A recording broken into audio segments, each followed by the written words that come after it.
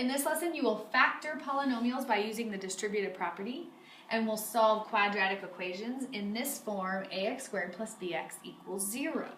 So factoring. What is factoring? It is to express a polynomial as the product of monomials and polynomials. So we have been multiplying. Factoring is dividing. So you want to think dividing. We want to factor this using the distributive property. So what I want you to think of is GCF. For those of you that don't remember what GCF stands for, it's the greatest common factor. The greatest number and letter, think numbers and letters, that these two terms have in common. Well, if you look, I can divide both of those by 9. I also can divide both of these by y. So I'm going to put 9y out in front, and that is my GCF. Then I'm actually going to divide each of these terms by 9y. So when you take 27 divided by 9, you get 3. Y squared divided by y is y, plus 18 divided by 9 is 2. Y divided by y is 1, so it's just 2 times 1, which is 2. And that now has been factored using the distributive property. The cool thing you can do is you can multiply by expanding or distributive property to check it and see if you're right. How about here? What can I divide all of these by? Well, definitely an A, definitely a B. How about number-wise? Well, 2 is the only number that can be divided by all 3 terms. So we're going to divide all of these by 2AB. So I actually write underneath all of these 2AB. Negative 4 divided by 2 is negative 2. A squared divided by A is A. B divided by B is 1, so I don't have to put anything.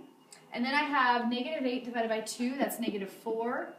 A divided by A is 1, so I don't need to put anything. B squared divided by B is B. And then I have 2AB divided by 2AB. Hey, 2 divided by 2 is 1, A divided by A is 1, so this is going to be plus 1. The only reason I had to put a plus 1 there is because that is the only term that I have. Anything divided by itself is 1. So now if you wanted to check it, you could expand by using distributive property to check and make sure you have that correct. Why don't you try the GCF example in your notes? All right, let's factor here. What do these two terms have in common?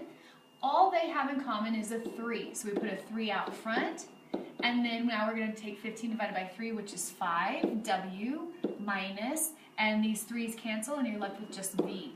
And if you wanted to check it, you could expand it and check it. How about here? Well, I would think 7, but this does not have a 7, so I can't divide everything by 7. All I can divide everything by is a U and a T. So we're going to put UT out front, and I'm going to go ahead and write UT under all the terms here. So this is going to be 7, and U squared divided by U is U, T squared divided by T is T, plus 21. U divided by U is 1, so I don't have to put it. T squared divided by T is T. And then I have minus, anything divided by itself is 1. If you wanted to check it, you could expand it and check it. Why don't you try the example in your notes? How about factoring by grouping?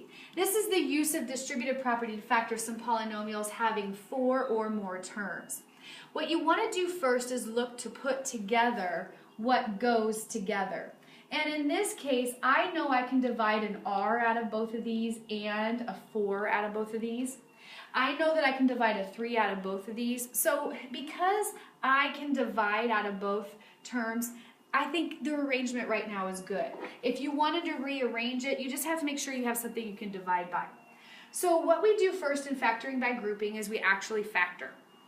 So I'm going to divide these two terms by a 4R. So I put 4R out front, divide each of these by 4R. So this would be just Q. Do you see why it's just Q? 4's cancel, R's cancel, just the Q's left behind. This would be just 2. Do you see why it's just 2? 8 divided by 4 is 2, R's cancel. Now, what can I divide both of these by? Well, let's try 3. So I put a plus 3, and I'm going to divide each of these by 3. 3 divided by 3 is just Q. I see something going on here. Plus, 6 divided by 3 is 2. Check this out. Do you see how I have a Q plus 2 and another Q plus 2? Let's factor that out.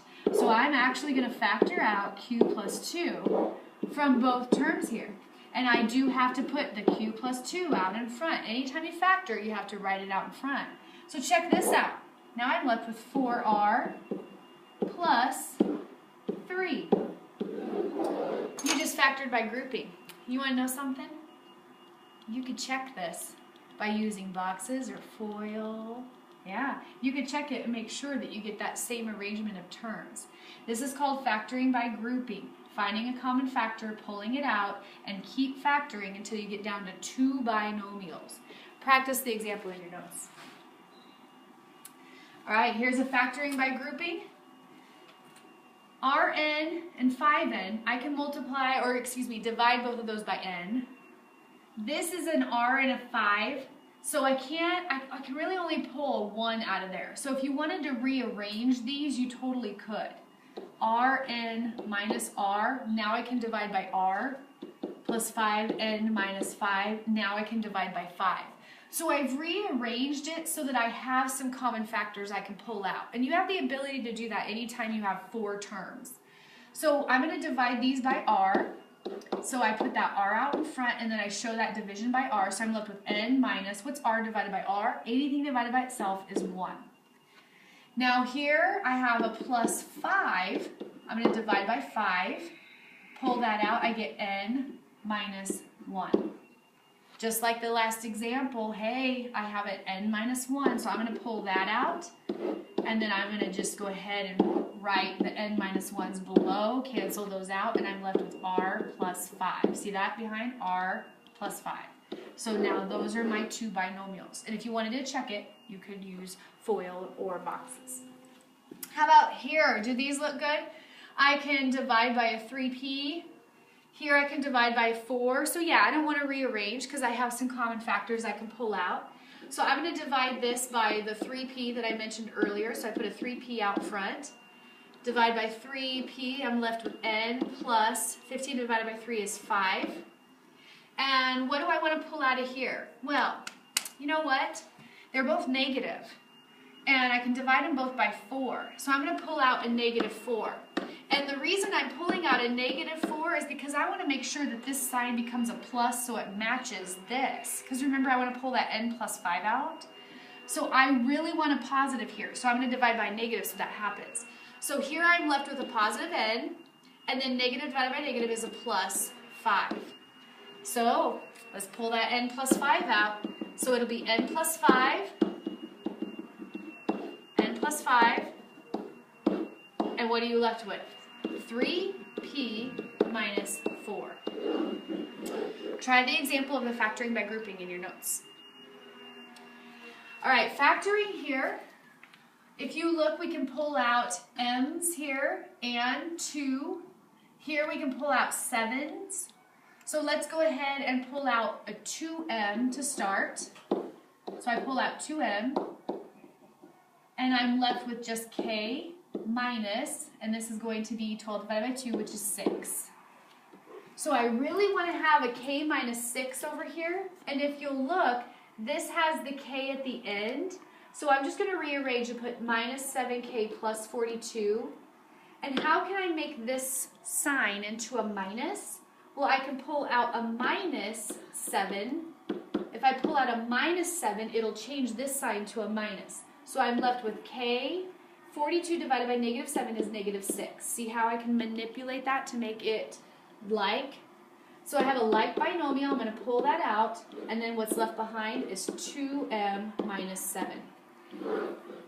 Okay, try the example in your notes.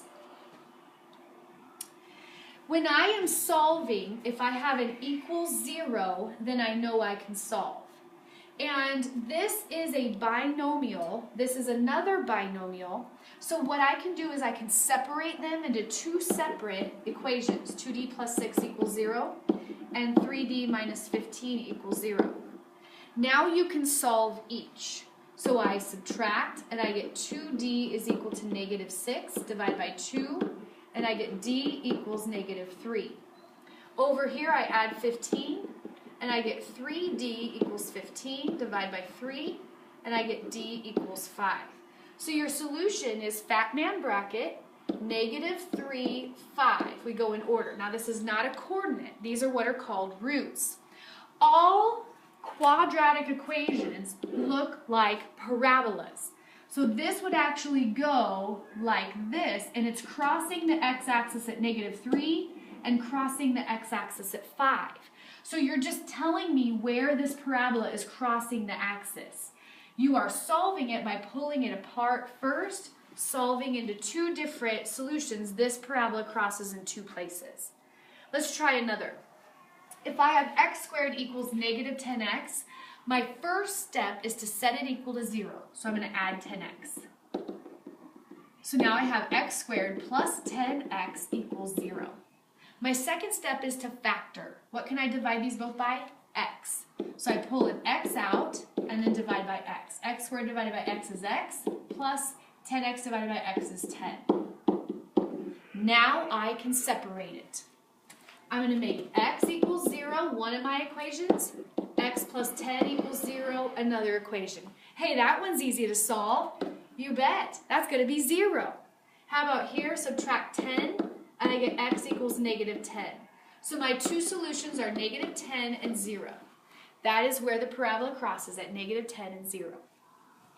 Now this one is already set equal to 0. So to solve this, I just have to factor first. So I'm going to pull out an 8b. Divide by 8b, and I'm left with b minus 40 divided by 8 is 5 equals 0. Now we separate it. 8b equals 0, b minus 5 equals 0. So this becomes, divide by 8, 0. This is an add 5, and this becomes 5. Fat man bracket, 0, 5. My two roots are 0 and 5. You solve the example in your notes.